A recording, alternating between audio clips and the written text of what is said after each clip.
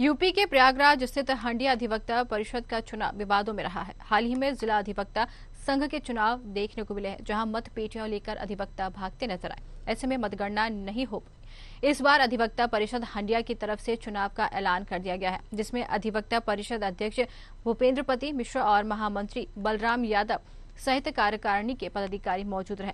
News our से खास बातचीत में अधिवक्ता परिषद अध्यक्ष ने इसी माह दिसंबर में ही चुनाव कराने की बात कही है। देखने को मिलता है लगातार जो अधिवक्ता परिषद अभी इलाहाबाद में आप देखते होंगे कचहरी का किस तरह से चुनाव में धांधली और मतपेटियों के लेके भागा, और दूसरी तरफ से हाई कोर्ट उसमें हस्तक्षेप करना पड़ा। दूसरी तरफ प्रयागराज के हंडिया तहसील में इस समय मौजूद है। यहाँ पे हंडिया तहसील में भी वही स्थिति बनी हो लगी, चुनाव समय पे नहीं हो पा रहा है। यहाँ पे हमारे साथ अधिवक्ता परिषद के अध्यक्ष और सचिव कुछ लोग हैं। जी आप ये बताएं कि चुनाव समय पे नहीं हो रहा, क्या कारण है?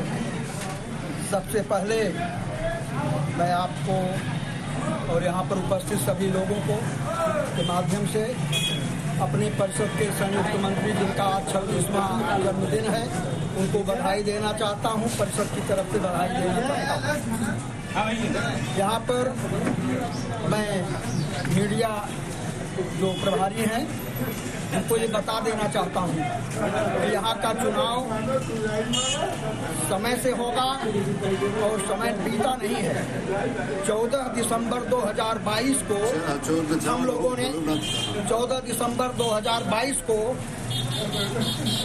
न्यायालय के द्वारा हम वैध घोषित किए गए। इसके पहले हम यथा सूचित कहे जाते थे और यहाँ दो बार कार्यकारिणी काम कर रही है।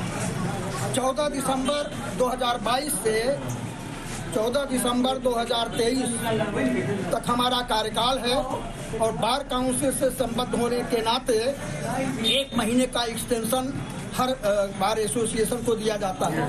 उसके हिसाब से 14 जनवरी 2024 तक हमारा चुनाव वैध है और इसके बाद चुनाव होना चाहिए, लेकिन हम दिसंबर में ही चुनाव की घोषणा करने जा रहे हैं और मतदाता सूची बना करके और नियमानुसार चुनाव कराएंगे।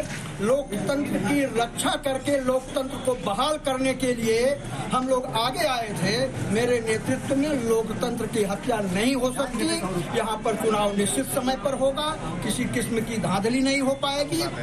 तो आपका सवाल था कि मतपेटी उठा करके लेकर के चले गए जनपद न्यायालय में, हाई कोर्ट को हस्तक्षेप करना पड़ा। हाई कोर्ट को तो यहाँ भी हस्तक्षेप करना पड़ा था, तब चुनाव हुआ था, लेकिन हमारे कार्यकाल में किसी को हस्तक्षेप करना नहीं पड़ेगा और हम अपने अधिवक्ताओं के साथ प्रसन्न चित्त होकर के या पूरे अधिवक्ताओं के साथ ये हमारा त्योहार है के चैनल को मैं विशेष रूप से धन्यवाद ज्ञापित करना चाहता हूँ कि आपने आकर के ये रहस्य पर से तमाम सब लोग जो है जानना चाहते थे, हमारे तमाम अधिवक्ता जानना चाहते थे कि दिसंबर में वैसे भी हमारा जो एक बायलॉज है चिट एंड फंड सोसाइटी से जिसे हम रजिस्टर्ड हैं, उसमें भी 31 दिसंबर तक कार्यकाल है। कहा जा सकता है जिस तरह से चिट फंड इलाहाबाद 1860 के तहत जो रजिस्टर्ड है पंजीकरण कराया जाता है अधिवक्ता परिषद का, उसमें जो अधिवक्ता परिषद जो अध्यक्ष और मंत्री जो है चुने जाते हैं, इसमें अध्यक्ष जो चुने गए लगभग इनका कार्यकाल 1 साल हो गया। लेकिन